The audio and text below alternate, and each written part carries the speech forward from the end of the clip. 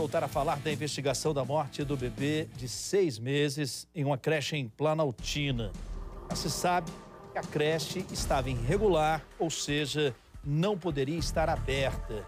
Uma das donas está presa, autuada por homicídio ou por omissão imprópria com dolo eventual. Voltamos com Aline Barcelos. Pois não, Aline? Henrique, um fato novo, foi passado aqui pelo delegado que está conduzindo essas investigações. A dona da creche, a pessoa aí que pode ter sido responsável pela morte da bebê de 6 meses, teria forjado um álibi para se livrar de toda essa situação, para se eximir dessa responsabilidade. A bebê já estava desmaiada na instituição, em um dos cômodos, em um dos quartos, onde ela recebia os cuidados, quando a dona dessa creche teria saído com um outro menor, um menino de 10 anos de idade, teria dito às demais funcionárias que levaria esse menino de 10 anos em casa. Isso para tentar ali despistar a polícia, para dizer que na hora em que a criança morreu, que a bebê morreu, ela não estava na instituição. Só que durante esse trajeto ela fez alguns telefonemas e teria dito ao telefone: não deixem essa criança morrer, não deixem essa criança morrer.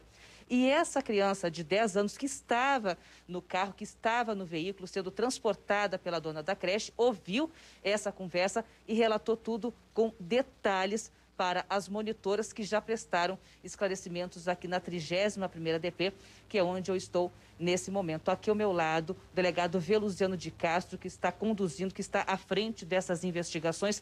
Doutor, esse é um fato novo e me parece que o cerco vai se fechando contra a proprietária, contra a dona dessa creche, que já está inclusive detida e pode responder por homicídio doloso. Boa tarde. Boa tarde, Aline. Boa tarde, Henrique. Boa tarde a todos. Sim, ontem, quando nós colhemos os depoimentos, as declarações de todas as testemunhas, de todas as monitoras, para somar esses elementos, para tomar a decisão de fazer a prisão ou não, chamou muito a atenção, além de todas as outras declarações, no sentido de que uma das monitoras teria ouvido a criança chorar e após ela entrar, essa que é responsável e proprietária, entrar no quarto, ouvir esse choro ficar mais abafado, sufocado. Além dessas declarações, o fato que chamou a atenção foi dessa responsável não estar presente na hora do socorro dentro da creche. Então nós aprofundamos e indagamos as outras pessoas envolvidas e tivemos a ciência que, na verdade, não era costume dela levar crianças até a casa dos pais. E ao ouvi-la, ela nos informa que eram 2 irmãos, na verdade, um de 10 anos e uma outra irmã, que estariam brigando e que seria necessário levá-las até a casa dos pais. Então ela sai para levar supostamente essas crianças em casa e no trajeto ela faz esse comentário, no sentido de que, meu Deus do céu, essa criança não pode morrer, essa criança não pode morrer. Diante disso, a gente pode concluir, pode inferir, que quando ela sai da creche, ela já tinha esse conhecimento que algo estava errado com a Mariá. Então ela sai para criar esse álibi, recebe o telefonema de uma monitora para que ela retorne, para fins de socorro, inclusive, da Mariá.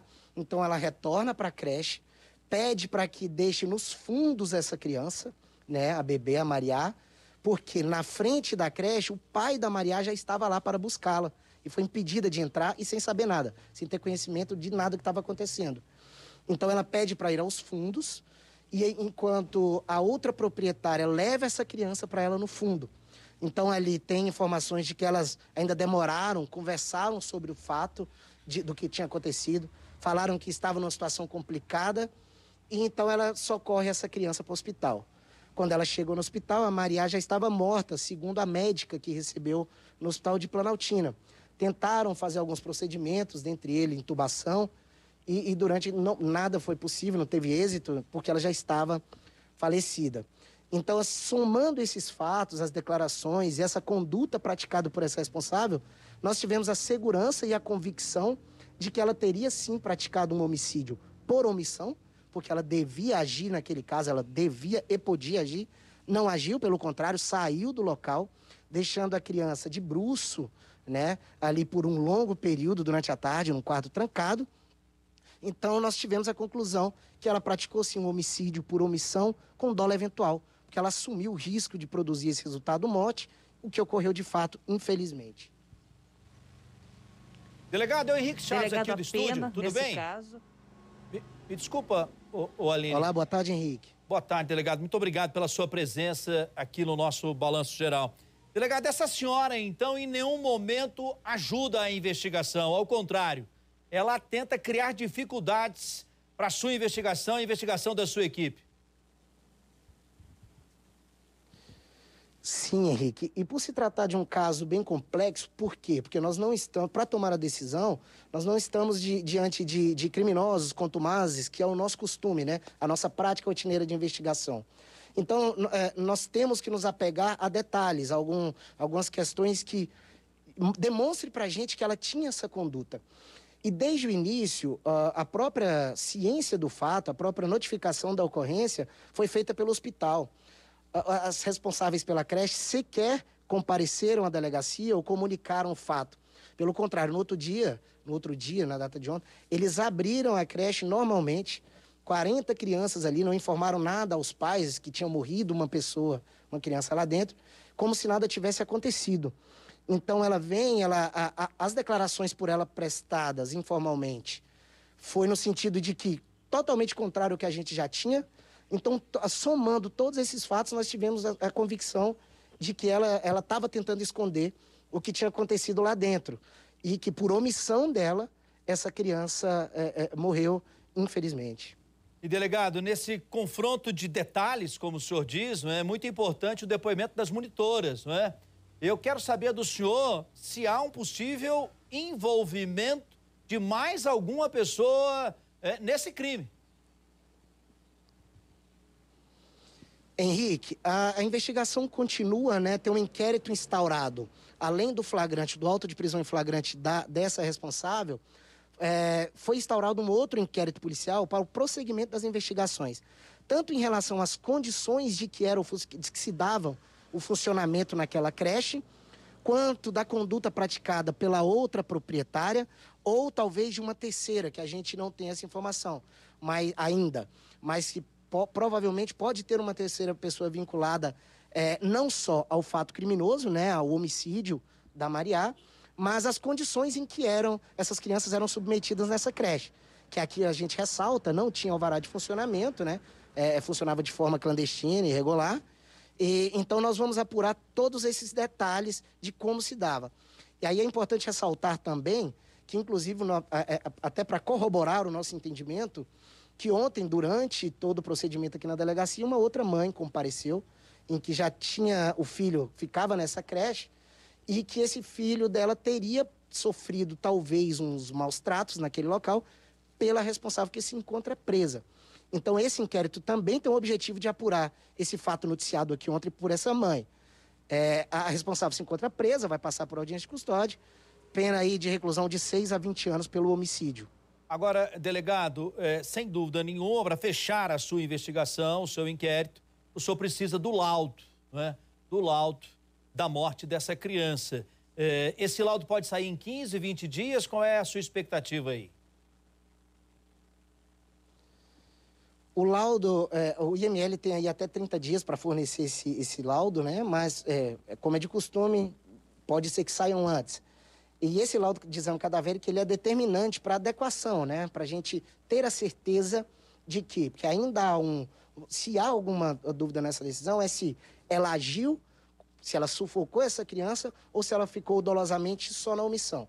Então, o laudo pode nos esclarecer isso, né? Esse fato, para que até o Ministério Público tenha uma segurança maior na possível denúncia aí no Judiciário. Então, o laudo realmente é fundamental e nós estamos aguardando isso para concluir o inquérito policial.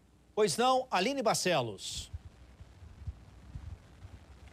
Delegado, e a situação da outra dona da creche também? Ela já foi ouvida aqui. O senhor havia relatado que quando ela veio até a delegacia, ela se coloca bastante distante dos fatos, diz que não sabe de nada, que não ouviu nada, mas vocês pretendem ouvi-la novamente para que não fique nenhuma informação desencontrada.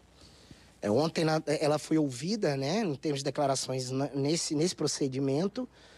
Todavia, ela vai ser ouvida uma, 2 ou 3 vezes, se for preciso, porque ela se demonstra muito distante da situação, como se não soubesse de nada, e ela está lá dentro. Inclusive, a creche leva o nome dessa pessoa.